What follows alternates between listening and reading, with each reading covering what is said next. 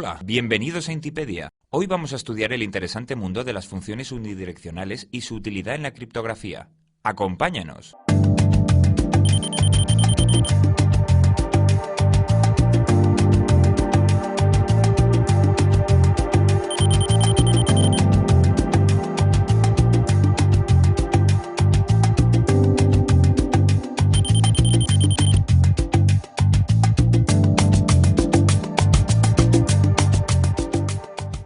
Hola Bernardo, no sé si te has dado cuenta, pero habitualmente los algoritmos criptográficos se basan en procedimientos que son fáciles de calcular en una dirección, pero muy difíciles de invertir si no se conoce una trampa. Perdón, Alicia, no entiendo bien lo que quieres decir. Imagina, por ejemplo, esta situación en criptografía simétrica.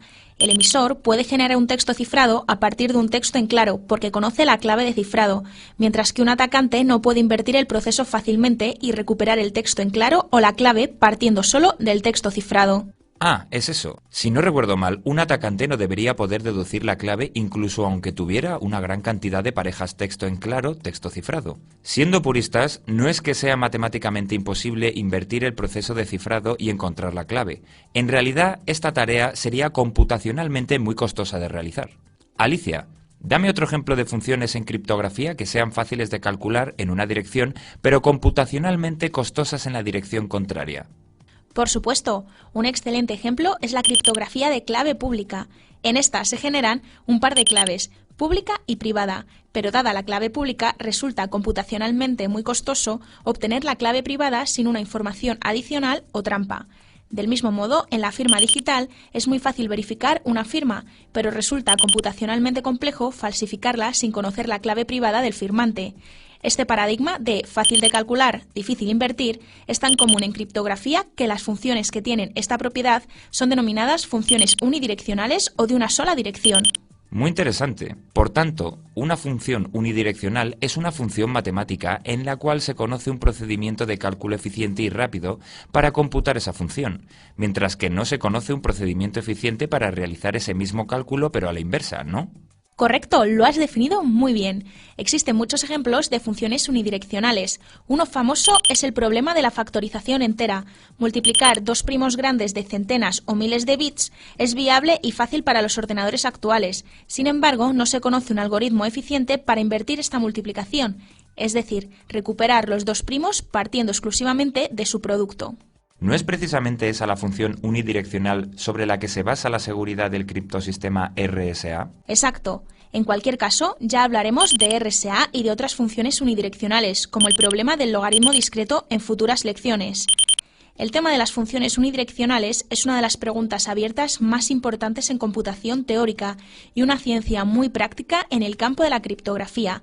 De momento, no se tienen pruebas matemáticas de la existencia de funciones en una dirección, pero nosotros conjeturamos que tales funciones existen y usamos algunos candidatos razonables en la construcción de algoritmos criptográficos. Vaya, esto parece interesante. ¿Podrías darme más ejemplos reales donde las funciones unidireccionales tienen utilidad? Claro, Bernardo, hay muchas. Una de mis favoritas es la protección de claves. Cuando tú envías tu clave a una máquina remota, por ejemplo a tu banco, ¿cómo crees que hace el banco para verificar tu clave? Bueno, supongo que el banco tiene almacenada una copia de mi clave. Sí, es una forma de hacerlo, pero en la práctica hay opciones más seguras. El banco no almacena una copia en claro de la clave, sino el resultado de aplicar una función unidireccional a la misma, una especie de huella llamada resumen o hash. Más tarde, cuando el usuario envía su clave, el banco aplica esta función a la información recibida y la valida respecto a la almacenada. ¿Entiendes por qué esto es mejor? Pues creo que sí.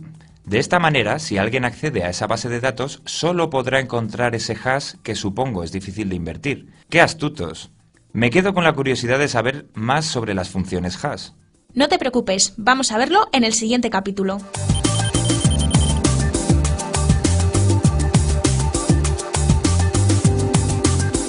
Bernardo, imagina por un momento que un amigo tuyo quiere enviarte a través de Internet un fichero enorme, el cual es demasiado grande para adjuntarlo por email. En su lugar, él lo sube a alguna web pública. Sin embargo, estarás conmigo que alguien podría cambiar el fichero sin que tú te dieras cuenta. Ya, pero eso sería fácil de solucionar. Yo le diría a mi amigo que lo firmara. Si yo tengo su clave pública, puedo verificar que es de él. Correcto, eso lo vimos en la lección 3, pero existen soluciones todavía más sencillas. Por ejemplo, tu amigo podría tomar ese fichero grande que quiere enviar y utilizando una función hash calcular un valor basado en él, por ejemplo, de 20 caracteres alfanuméricos, al que nosotros llamaremos resumen del fichero.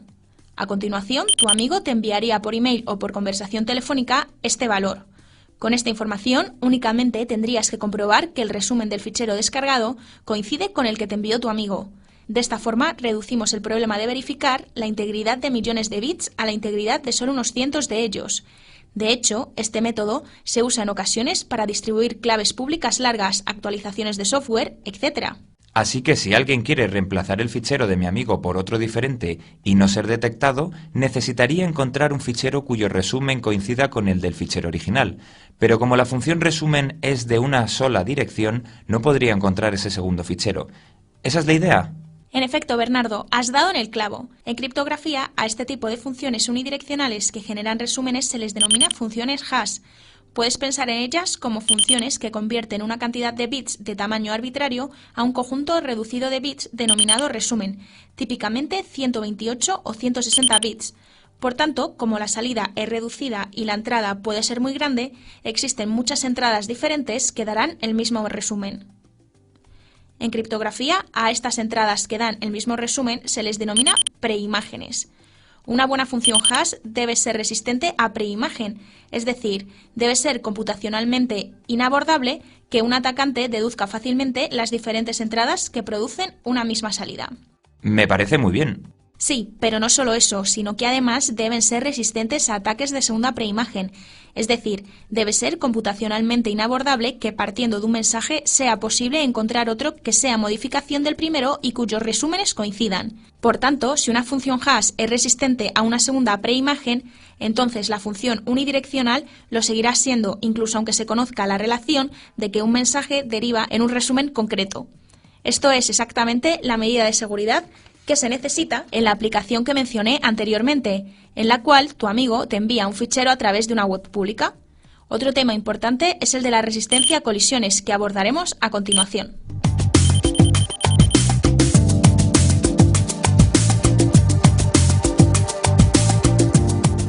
Alicia, la verdad es que las funciones hash parecen ser un claro ejemplo de la utilidad de las funciones unidireccionales en la práctica.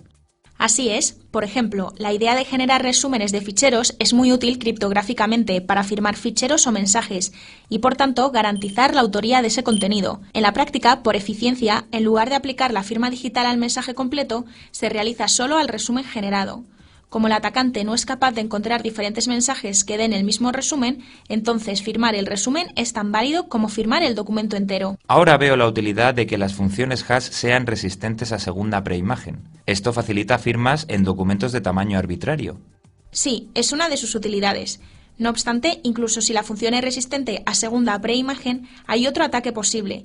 Supongamos que contratas a un amigo para hacer un trabajo y firmáis un documento en el que dice que le pagarás 5.000 euros. Misteriosamente, al mes siguiente, tu amigo vuelve con el contrato firmado por ti, en el que se indica que le pagarás 50.000 euros por ese mismo trabajo.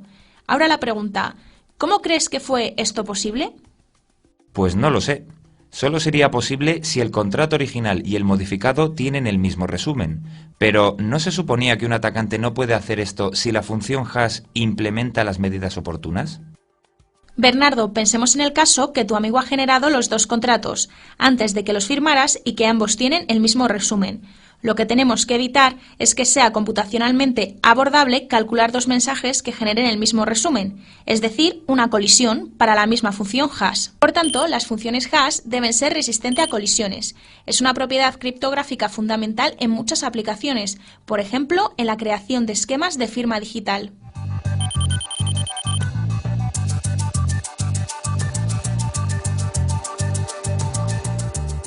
Bien, Alicia. Con lo que me has explicado, ahora tengo la duda de cómo se las ingenian los matemáticos y criptógrafos para construir estas funciones unidireccionales. Esa es una pregunta excelente y, como toda buena pregunta, no es de fácil respuesta. En la práctica se reutiliza mucho del conocimiento existente en la construcción de algoritmos criptográficos y, en particular, de la construcción de algoritmos de cifrado en bloque. Por ejemplo, aquí también se persiguen que entradas muy parecidas a nivel de bits generen salidas completamente diferentes y no correladas.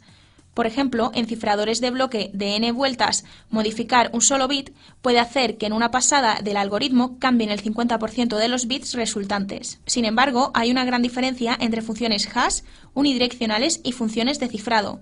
El objetivo de las primeras no es proteger un secreto o la confidencialidad. Además, lo habitual es que las funciones hash no necesiten del uso de claves secretas. Esta es una de las características que hacen que su diseño sea más difícil.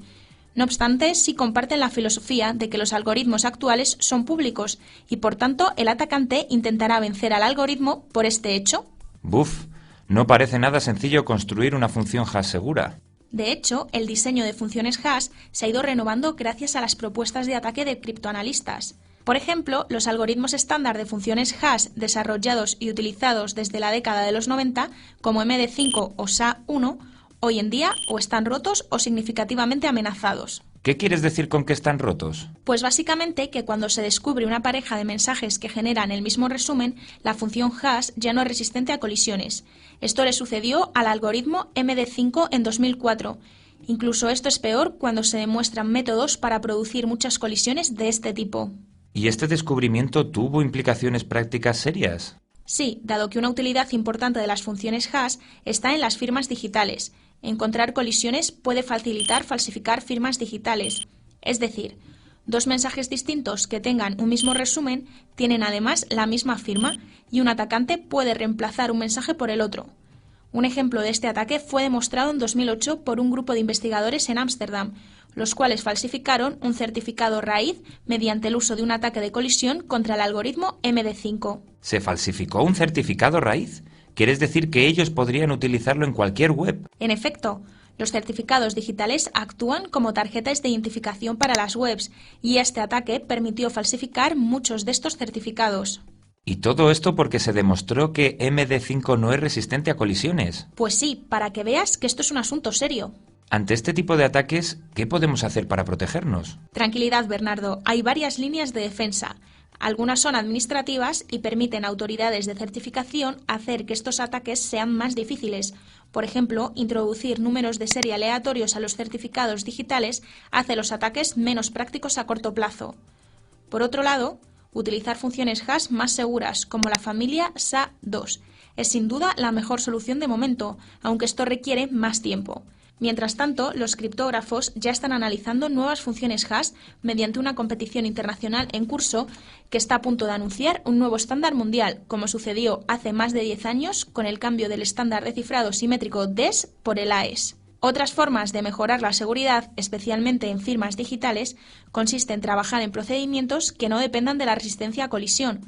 Por ejemplo, el uso de variables aleatorias en el proceso de generación del resumen puede producir esquemas de firma digital que no dependan de la resistencia a colisión. Me alegra saber que los criptógrafos no se aburren. Ellos siempre tienen trabajo y no duermen muy bien. Bueno, yo creo que por hoy es más que suficiente. En la página web de Intipedia tienes información adicional de esta lección. ¡Hasta luego! ¡Adiós!